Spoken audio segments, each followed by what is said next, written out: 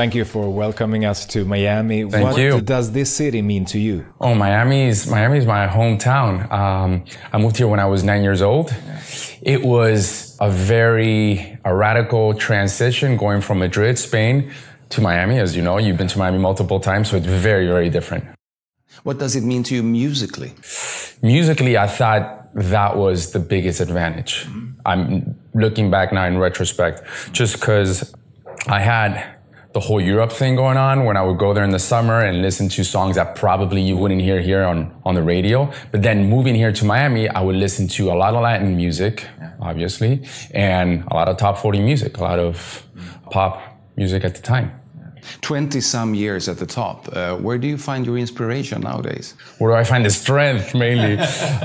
Inspiration is still music. I love music. There's something about connecting or writing a song that you just wish everyone could listen to in that very moment that excites you so much, and then being able to perform that in front of your fans. Those two things are unbeatable. I like how it feels. I like how it feels. So just turn it up, let me go. I'm alive, yes you know, never stop. Give me more, more, more. 'Cause I like how it feels. Oh yeah, I like how it feels. You say connecting. How do you decide on who to collaborate with when it comes to various songs? A lot of it has to do with the song. I don't like to talk about collaborations before the song is written. And I know for some musicians out there that might not make sense, but I actually like writing the song or having the song and then thinking, okay, who can take the song in a different direction or to a different level? And I've been fortunate enough to work with artists that I truly, that I admire and that I love. And I've learned so much by just watching them work, which is also a very cool experience. So how does your songs come about? In the beginning of my career, I used to write most of it myself. Then as the years went on, I started co-writing a lot more. And when you have a song, is it finished when you approach, say, J-Lo or Pitbull? In the case of, like, for example, Pitt with I Like It, yes, the song was finished. And then he adds his thing to it. He adds the energy that he's got. With J-Lo, of course, she added a lot to the song. I had it, and a lot of times with some of these artists, you have to go there and you have to tell them, look, I really believe in this. You have to tell them yourself, because if not, obviously, I'm sure they have lots of people that ask them to collaborate on songs with them. Which y'all consider the best. I consider mediocre. I want my bank accounts like Carlos Slims or at least a mini Oprah. Maybe just close your eyes and imagine any part in the world I've been there. I'm like global warming, they think I just started heating things up, but I've been here. Sex and Love, extremely successful album. How are you going to top this? I don't know. I don't know how I'm going to top that every time. That's a lot of pressure, but just try to have fun and just try to do try to go with your gut, your instinct, and write the best songs possible and songs that truly move you. I think at this point in my career, I always tell everyone that I work with, let's not just do it because we have to do it. If we're going to do it, let's do it right. And if we're going to do it, let's make sure that it's truly the best thing we can do, because I don't think I have the energy to get on a plane and travel around the world and promote something that I'm not passionate about. So if I put a song out there, it's because I truly believe in it. It's because I honestly think it's good, and because I feel that people are going to connect with it, and I feel that my fans are going to like it. That's really why I put it out there. Are you still going to walk the thin line between dance music and romantic songs? I'm going to walk any line that I feel is a good song. That's the line I want to walk. I don't focus so much my albums on whether they're going to be more in Spanish, more urban leaning in Spanish, or more dance in English, or more rock. I just go with the flow and with whatever is the best song. Es que yo sin ti, tú sin mí, dime quién puede ser feliz. Esto no me gusta, esto no me gusta. Es que yo sin ti y tú sin mí, dime quién puede ser feliz. Esto no me gusta, eso no me gusta. Yo sin ti no aguanto. How do you pick your producers? A lot of it is connecting with that person. You could be working with the best producer in the world, but that doesn't mean that person is gonna be right for you. So a big percentage is how the chemistry and how you guys get along personally. Because remember, you're going to be living with that person in the studio. So it's not an easy thing. You got to figure out, it's trial and error. And if there's magic, then you stick together and you try to make the best music possible. Max Martin, difficult to avoid that name. Yeah. When you're talking about Sweden. It's difficult to, it's practically impossible. Yeah, it is. He's one of the most successful producers out there. How is it to work with him? Well, with Max, it's crazy because Sweden, the producers that I've met that have come out of Sweden, from someone like Red One, Max Martin, Rami, just so much talent. I don't know what, I know that they teach music from a very early age, but it's spectacular, the talent that Sweden has. It's mind-boggling and it's intimidating. So I keep living 'cause it feels right and it's so nice, and I do it all again this time. It's forever, it gets better, and I like how it feels. What makes them stick out compared to other producers, in your opinion? The one thing that sticks out the most when it comes down to Swedish music is lyrics are important, but they're very melodic.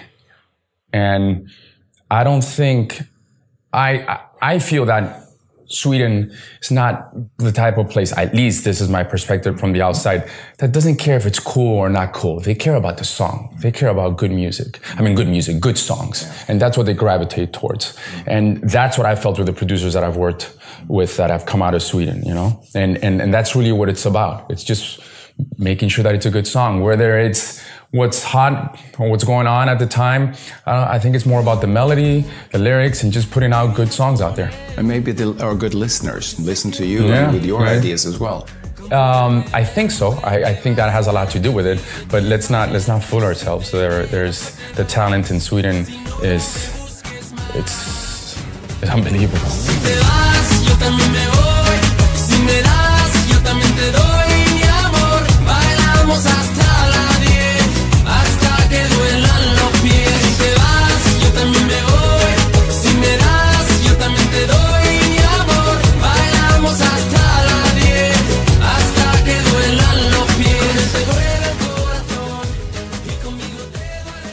You're coming back to Sweden soon. Yes. What are you looking forward to? I'm nervous because I haven't been to Sweden in concert in a long time, but I'm extremely eager to go back because I feel that I have so many songs that I haven't sang there live. The last time I performed there was when I had my album Escape. I was a kid. Now I'm an old man. And there's just so many songs that I've written and I've performed since then, you know, anywhere for anything from like I Like It. Baby, I like it, the way you move on the floor. Baby, I like it, come on and give me To Tonight.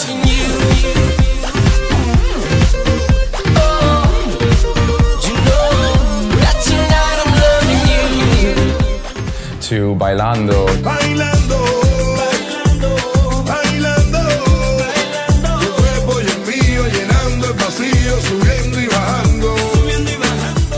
To El Perdón. Por la calle gritando, esto me está matando. Oh no. So I'm eager to perform all these songs in front of my fans, and obviously go back to the stuff that I did in the beginning of my career. You know, whether it's Hero, whether it's Bailamos, whether it's some of the Spanish stuff. So it's going to be a mix on the tour of old songs, new Everything. songs. Yeah. Old, new, Spanish, English, everything. You released a new single, Subeme la Radio. Yeah. You shot it in Cuba. Shot it in Cuba. The great thing about music in Spanish now is that if it's got a rhythm, I think people have tendency to understand it better, people that don't speak Spanish. And it's a good time for Latin music. Back in the day in 2000, they said there was a Latin explosion. To me, that I always took that as, like, it wasn't an explosion. I thought it was something that was going to grow progressively, little by little. And we're at at that point now, where in 2017, I think people are totally open to music in Spanish. And nowadays, which is great for artists that sing in Spanish and that sing in English, both, you know, or if you just sing in Spanish, obviously. I'm listening to radio in Sweden. You hear a lot of Spanish songs, especially yours, and you hear from other countries, other languages as well. Is it a good song? It's a good song. It doesn't matter what language it is. Yeah. Súbeme a la radio que esta es mi canción. Siente el bajo que va subiendo. Tráeme el alcohol que quita el dolor. Hoy vamos a juntar la luna y el sol. Huyendo del pasado. En cada madrugada. You've been in the business for quite a long time. How has media changed over the years? I think there's good things and obviously bad things. The bad things is that the negative thing is that everything moves very fast, extremely at a fast pace. So it even happens to me. When you listen to a song, you give it the first 30 seconds and you move on. Everything's rapid fire, and that creates a lot of pressure, especially when you have to write songs, because you know it's a creative process, and it could take weeks or it could take years. And from the perspective of being able to get in contact with your fans immediately, that's great. That's actually really good. You know, that's unbelievable that you could put something out there and immediately get in contact with your fans and tell them what it's all about, what you're doing. That's really cool.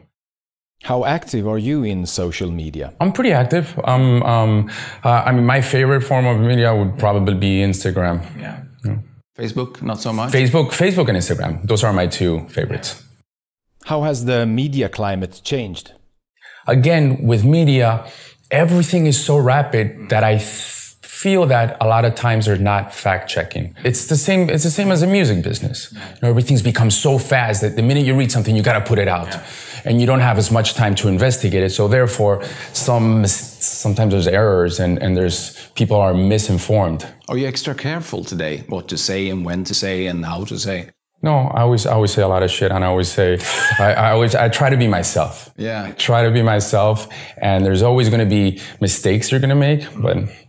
You have an extremely successful career. Let's say you're 15 years old today, and you have a good voice, you want to do something in music. What advice would you give Enrique, 15 years old? I think I would give the same advice that I would have given you 20 years ago.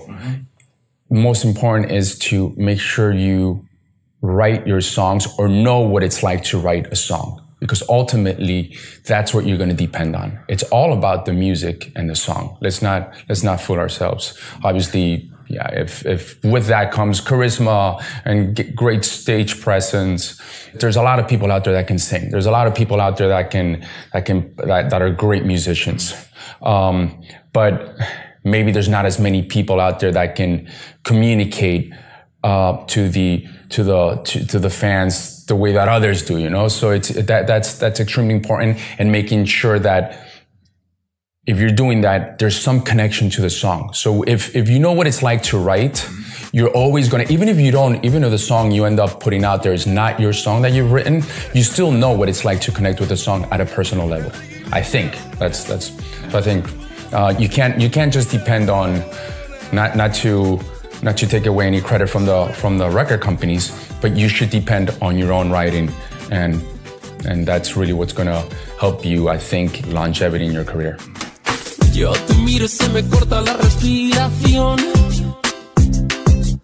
Cuando tú me miras se me sube el corazón. Me palpita lento el corazón. Y en un silencio tu mirada dice mil palabras. La noche en la que te suplico que no salga el sol. Bailando, bailando, bailando. Last year we lost some big stars like George Michael and Prince. What have they meant to you? Faith was the album that, when I was a kid, I probably replayed the most over and over and over and over again. I think George Michael was a true genius. And Prince, what can I tell you about Prince? Prince is probably my, as a singer, performer, probably my #1 favorite of all time.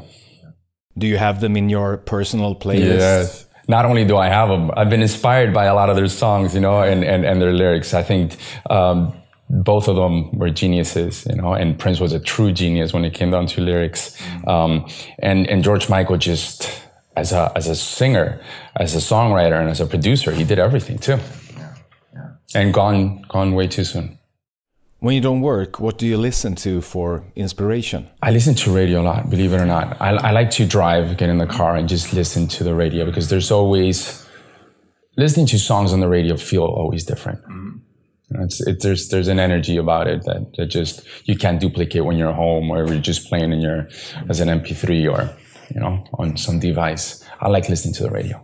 How do you reinvent yourself as an artist?